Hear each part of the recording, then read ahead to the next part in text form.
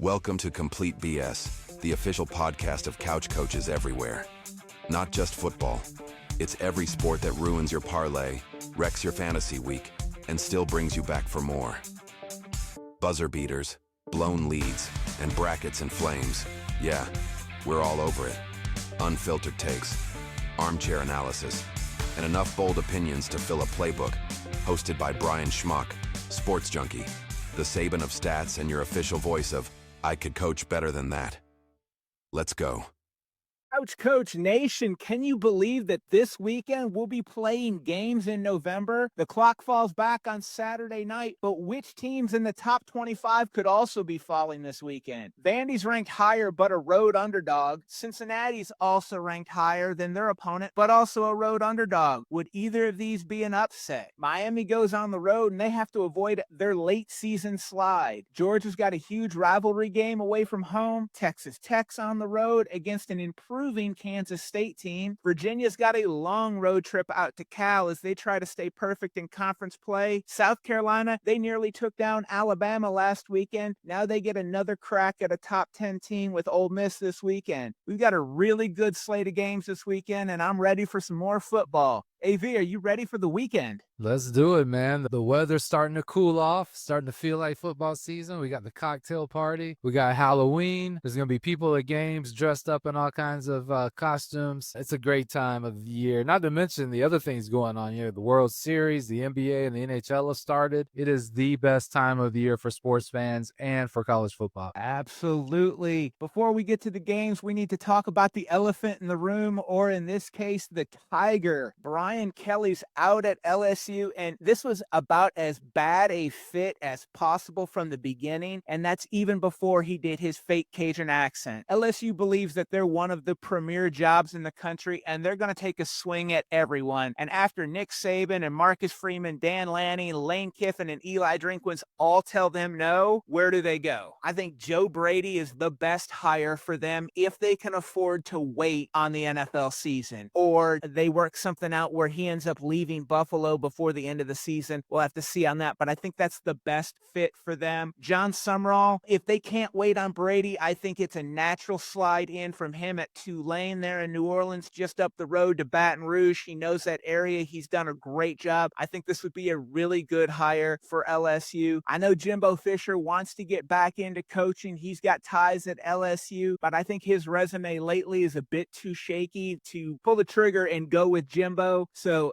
AV, what are your thoughts? I think it's Brady or Summerall. I don't know if I agree. I think Kiffin would consider it. I don't know that he would go there, and I get the draw of him staying at Ole Miss and being comfortable and successful there. Florida, he's got ties to the state of Florida, and Florida thinks that they've got a shot at landing him. LSU complicates it, but I think Kiffin would hear him out. I don't think he'd get past his Drinkowitz. I think he would take the job. I don't know why he wouldn't. I do agree Joe Brady seems like a good fit. He had great success there. He's doing good things in the NFL, so that's a good call. Also a good call on the delay there. And then I do think Summerall is someone that he's down their list a couple of spots, but at worst case scenario, they get a bright up and coming coach with some SEC history. So it'll be interesting to see. Everybody thinks this is one of the top jobs in the country, and agree it is, but what does that mean? Does that mean you can just go pull any coach you want? I don't think so, but it'll be fascinating to watch, especially with all these other openings, and it'll be interesting to see where Kelly lands. I think he's somewhere in the Northeast or Wisconsin or something like that. I don't think Penn State offers him a job, but I could be wrong. But I think he's a Big Ten territory kind of guy. Well, and that leads me to exactly where I'm going, where I think Brian Kelly lands. Back in 2002, when Michigan State fired Bobby Williams, I thought that they should have hired Brian Kelly from Grand Valley State at the time. This was 4 jobs ago for him. They went with John L. Smith, and things went off the rails for them at Michigan State before they got Mark D'Antonio, and it was smooth sailing. That was a really good hire for Michigan State, but since he retired, now they've gone Mel Tucker. That didn't work out. Now Jonathan Smith, he's only in year 2, but it doesn't really seem to be a fit there. He doesn't seem interested in the community. The Michigan State fan base isn't really interested in him. I think Jonathan Smith could be out of a job in a couple of weeks, and Brian Kelly's available. He's got ties to Michigan.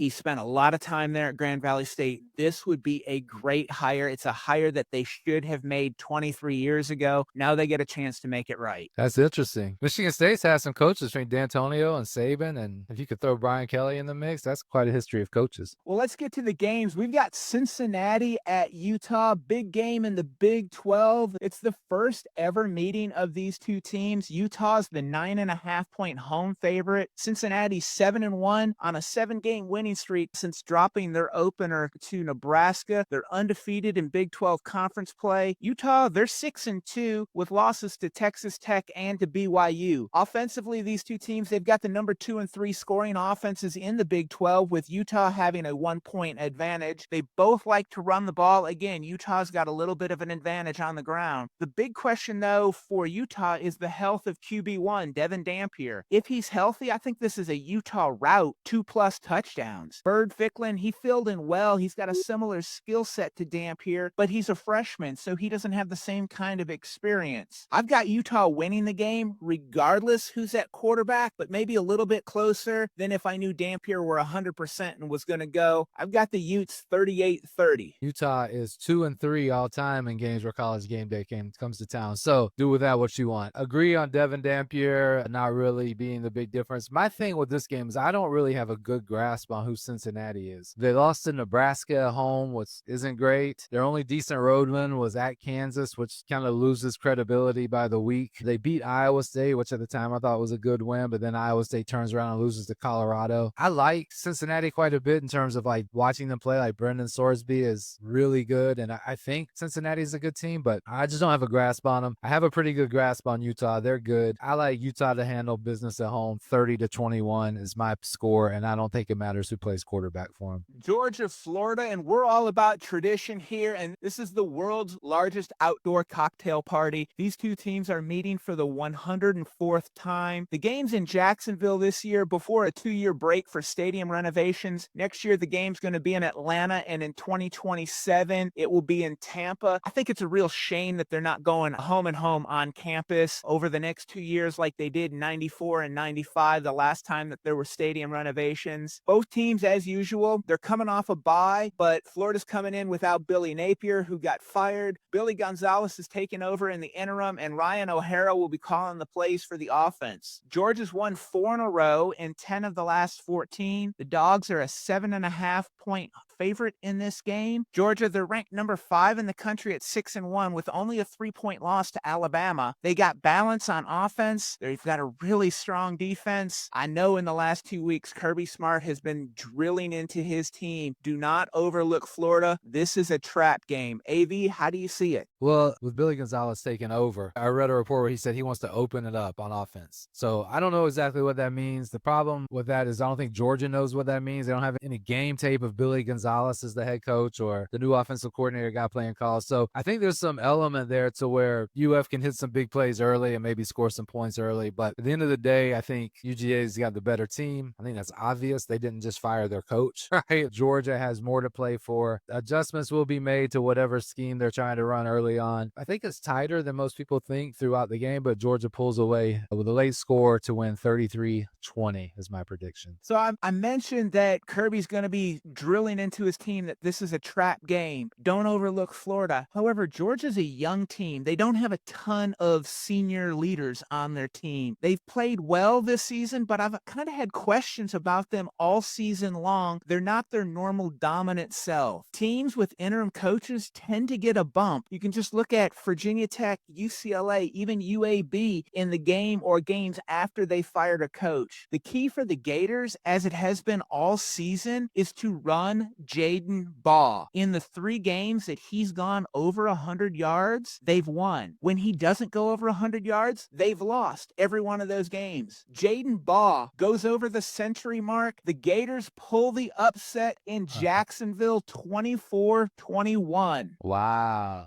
AV, I'm going to give my score prediction for Miami SMU in a little bit with Miami All-American Bryant McKinnie. How do you see this game shaking out? So it's the first time Miami's left the state of Florida all year to play a game, which is interesting because it'll be November by the time they get there. So there's a little bit of first travel thing there. I don't know if that matters. I think Rhett Lashley will have them ready to play. They lost last week. I think they'll be back to form for Miami. Both of these teams have one ACC loss, so one more probably knocks them out of the ACC championship game race. Probably the playoff race if you're not in the ACC championship game. All that said, I think SMU comes to play. I think Lashley has them ready. I don't think the crowd will be a factor. It's an 11 a.m. start in Dallas. But I think they score some points and give Miami all they want, but too much Miami pass rush. I think Miami wins the turnover battle, and they handle business and win 34-27. All right. Book Club AV, make some money. What do we got? All right, I got 4 games. The first one is Syracuse -2.5 over UNC. That's another UNC fade, but I am growing in confidence with Syracuse with their second-string quarterback, starting to get some game reps under his belt. They're starting to look better. They still have really good receivers. I expect them to put up some points and get enough stops. The Dome is a tough place to play. UNC's checked out. Give me Syracuse -2.5. I talked a bit about SMU Miami. I think it's going to be a back-and-forth kind of close game. I do think Miami wins, but 12.5 seems like a lot to give Rhett Lashley in a big game, so I'm going to take SMU in the 12.5 points. Florida, Georgia, I think Florida hangs with them for 3 quarters, but I do think Georgia pulls away late. That's kind of been their MO this season, is to lean on the run game and score late and kind of put teams away in the fourth quarter. I think that happens with Georgia, Florida, so I'm going Georgia -7.5. And then the last one seems so painfully obvious. I feel like there's a trap, but I'm going to take Wake Forest +9.5 against FSU. FSU's lost 4 games in a row. They haven't looked good in any of them.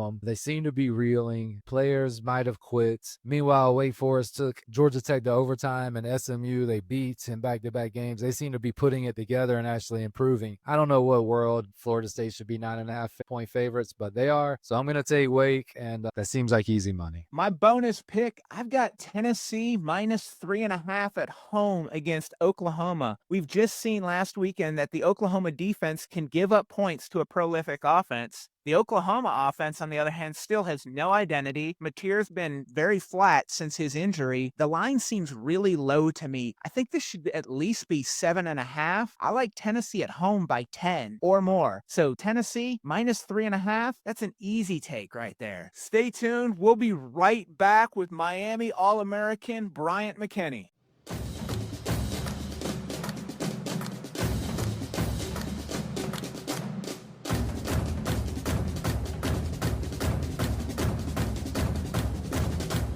Welcome back, Couch Coach Nation. I'm excited to have Miami Hurricane legend Bryant McKinnie join us on Complete BS. In the last 40 years of Heisman voting, there's only been 2 offensive linemen to finish in the top 10 of Heisman voting. Orlando Pace in 1996 was 4th, and in 2001, Bryant McKinnie was 8th, receiving 26 first-place votes. Coming out of Woodbury, New Jersey, I think it's safe to say Bryant McKinnie was a late bloomer. Well, he shined on the defensive line, and as a track athlete, it was when he was at Lackawanna Junior College that he added 70 pounds to his frame and became a JUCO All-American, and the Hurricanes came calling. In 2000, as a junior at Miami, he didn't allow a single sack and was first team All-Big East and All-American. In his senior year in 2001, he was even more dominant. He finished his career having not allowed a sack. He was named the Outland Trophy winner and unanimous All-American selection. He was an anchor for the 2001 National Championship Hurricanes, often regarded as one of the greatest college football teams in history. He was drafted 7th overall by the Minnesota Vikings. He was selected to the Pro Bowl in 2009 and was part of the Super Bowl champion Baltimore Ravens in 2012. He's been inducted into the University of Miami Sports Hall of Fame, was part of the 2023 class to be inducted into the College Football Hall of Fame, and just this past weekend was put into the Miami Hurricane Ring of Honor at Hard Rock Stadium. Bryant has an immense passion for service and gives back directly to his communities through his nonprofit Be Major Foundation, which is committed to enhancing the lives of youth in single-parent homes by promoting fitness, healthy living, and addressing mental health awareness and social needs. Bryant, I'm thrilled to have you join us. Thank you for having me. So one of the things I always like to talk about first is the recruiting process. Coming out of New Jersey, it sounds like you weren't highly recruited. You went the junior college route. What was that recruiting process out of high school and then from junior college being a JUCO All-American and getting to Miami?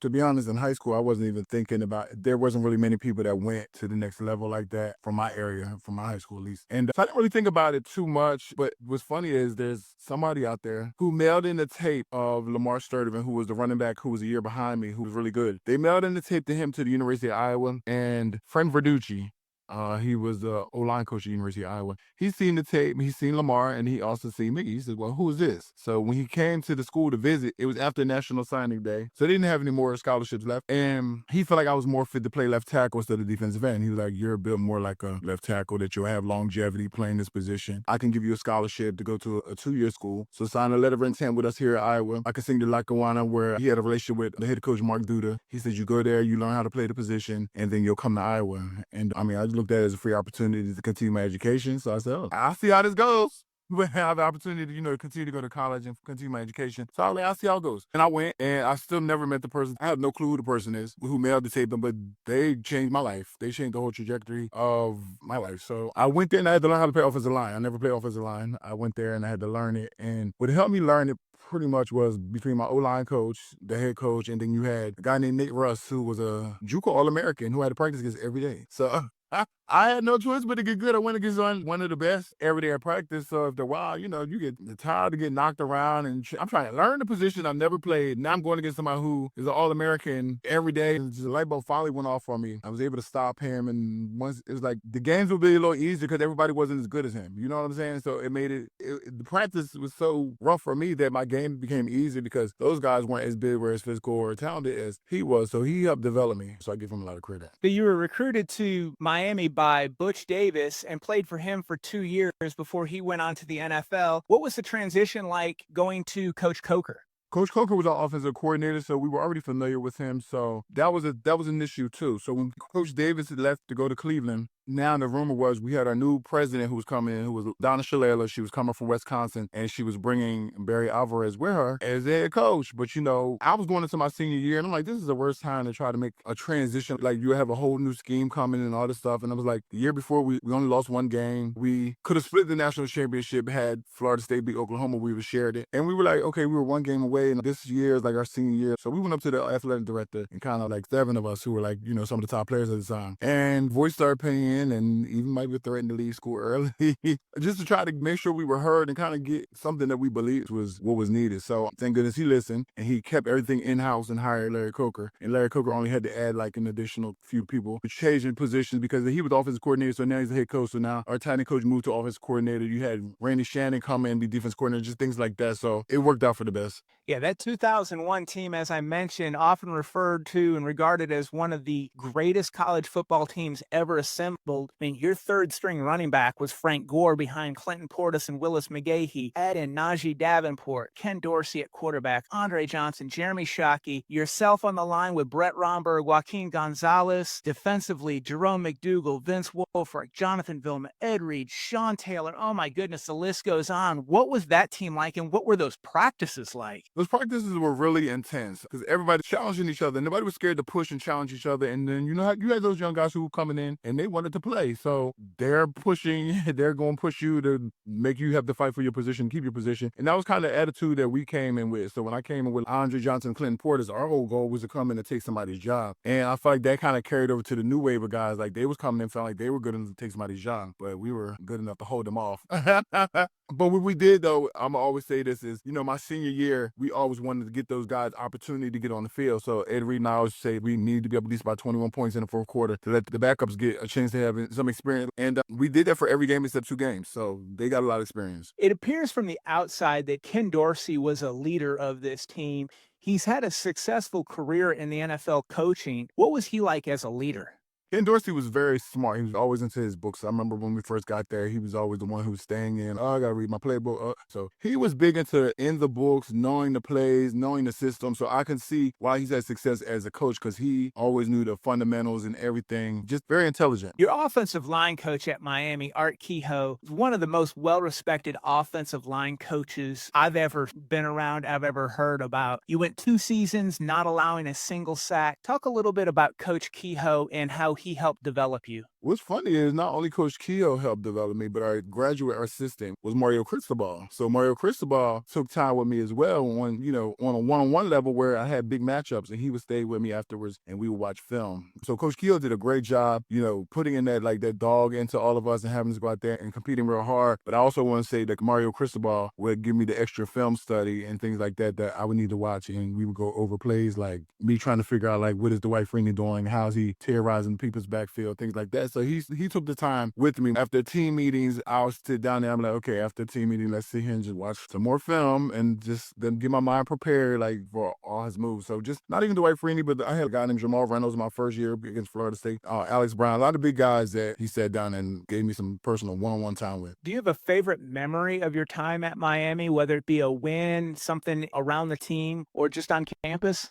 Yeah, my junior year, when we first beat Florida State, that was the first time we beat them because we just came off probation the year before. So that my junior year was the first time we beat them in 5 years. That was big. That was also like a breaking out game for myself, Ken Dorsey, and Jeremy Shockey. And that's when, people started recognizing, I guess, us as like playmakers. So I got to ask that you played with Brett Favre in Minnesota. I've met Brett before. Tell me your impressions of him on the field and as a teammate. Well, Brett is a Libra, so we definitely get along.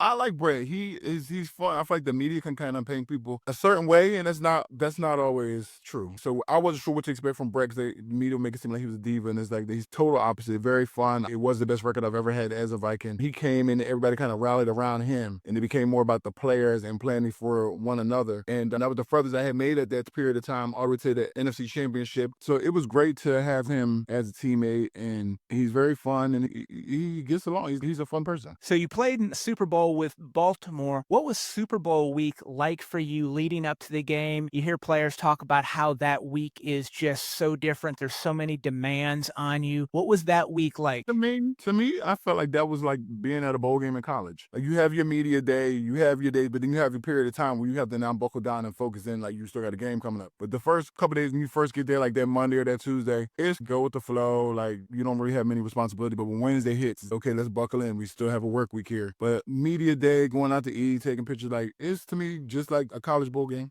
Any different in the feeling of winning a national championship in college versus winning the Super Bowl? The Super Bowl, I would just say that's something that everybody dreams of. That's your goal. First, your goal is to make it to the NFL. And then once you make it to the NFL, that's the big thing. It's like, I got to win a Super Bowl. So to be able to have that as part of my, my resume, it definitely feels good. And then in college, that's the highest achievement you can get too as a team, is making it to the national championship and winning that too. So those are just two great situations and feelings that just feel really good. And then I was happy that I was able to link back up with my college teammate. So Ed Reed and I both won one together in college and in the NFL. So that's also a great thing as well. In my research, looking at your background, probably the most surprised I've been in looking at former players, you were a Grammy-nominated music producer. Where did that come? 3-time Grammy-nominated music producer. Where did that come from, and how did you get into the music industry? That was something funny back in college. Myself, from being from New Jersey, you had Ed Reed from New Orleans, Jared Payton from Chicago, Vernon Carey from Miami. We all used to be into music a lot, and we always said, when we get to the league, we're going to start a record label together. That was something we talked about, but that's always was a seed in my mind. I played the piano. I used to try to make beats and stuff when I was younger. So music was always a thing. And then I just got the opportunity to meet a guy named Pleasure P. He was in a group called Pretty Ricky, and he was looking to do a solo project, and I was able to step in and be executive producer on the project. And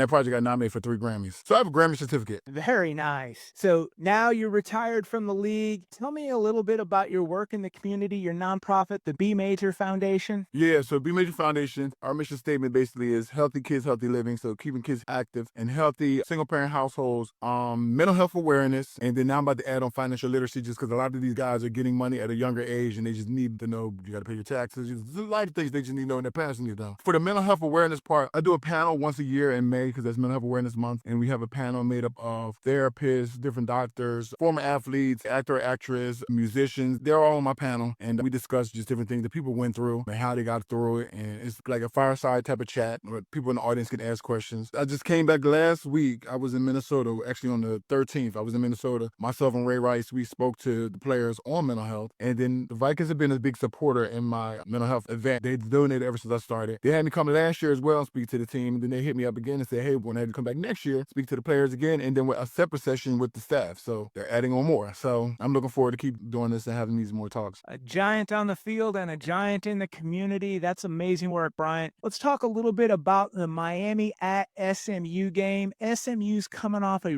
really ugly 13-12 loss to Wake Forest. If you told me the SMU defense was going to hold Wake to just 13 points, I would have bet my house that they would win the game. They can score points on offense, but the SMU defense has been horrible most of the season. The Miami defense, on the other hand, has really picked it up this season as the season's progressed. They lead the ACC in both total yards allowed and points allowed. SMU, though, they're a totally different team when they're playing in Dallas. They've scored 31 or more points in every home game so far this season. Miami, I think the key for them is they need to guard against the late season letdown that we've seen many Miami teams in recent memory do. The season's not lost. All the goals are still in front of you. With only one loss, you're still in the mix for the playoffs. You're still in the mix for the ACC championship game. You've got 5 games left. You've got some tough games on the road. You need to lock in and make sure that you can still accomplish all the goals that you have. When Miami is at their best, it's when Mark Fletcher is getting carries and running well. The 4 games that Fletcher has been over 85 yards rushing have been decisive wins. The 3 games that he didn't were 1-score games, and they went 2-1 in those games. Their loss to Louisville, Fletcher only had 18 yards. Bryant, what do you see when you watch Miami play this season? The O-line had a little window of like just having struggle running the ball. And therefore, if you have a struggle running the ball, you can't do play action pass. That's not going to work. You have to run the ball. So they have to just kind of get that under control. Like you said, the defense has definitely stepped up way better than last year. So I'm happy to see the defense get better. And just eliminate the turnovers. Absolutely. In a game like this, if you cut down on turnovers, you're running the ball and controlling the clock for the time of possession, keeping that high-powered SMU offense, at least the potential of a high-powered SMU offense off the field. That's going to really bode well for Miami in building a big lead and then being able to just lean on that defensive line. Miami has a distinct advantage on both the offensive line and the defensive line with the talent that they have up front. Run the ball with Fletcher and just continue to wear down that SMU defense. SMU at times, it's looked like their defensive line, they've been on roller skates. They've been pushed around a lot. The Miami offensive line across the board is really big and powerful. They should be able to dominate things up front. Bryant, I know you told me you're heading out there to this game. Do you see Miami winning, or is this an SMU upset? I think the Louisville game kind of woke Miami up a little bit. At first, I was a little nervous even last week because halftime the score was 7-7. And I was like, what? But then second half, something must have said in their locker room. They regrouped. So I think they're aware now that they don't have time to kind of start slow or, it's one game at a time. You know what I mean? You can't look ahead or look past anybody. So you got to go in here. Henneby's in this game. I think they'll come out. Well, Miami, they're a 10.5-point favorite on the road. They are the more talented roster, both offensively and defensively. I've got the Canes winning this game 42-28. They definitely will cover the spread. Okay. I see them winning too. I don't know what score I can say. Yeah, I think the talent gap is just too great for SMU to keep it close. Miami now, I believe, will be on a mission to finish strong, to send a message to the committee voters that they're in the playoff, they're here to stay. They might not make the ACC championship game because right now both Virginia and Georgia Tech are undefeated in conference play, but that might actually benefit them not having to play an extra game. I know they don't want to win a conference championship game, but not having to play that game, if they just take care of their business, they're in the college football playoff and have a shot at the national title. And they do. So hopefully they can keep things going. Well, Bryant, thank you for joining us on Complete BS. You can follow the Complete BS pod on X and Instagram, and make sure to like, share, and subscribe wherever you get your podcasts. Thanks for listening to Complete BS. Be sure to subscribe, share, and follow us online. And tell us what you think of this episode. Use hashtag CouchCoachNation, and let's keep the conversation going.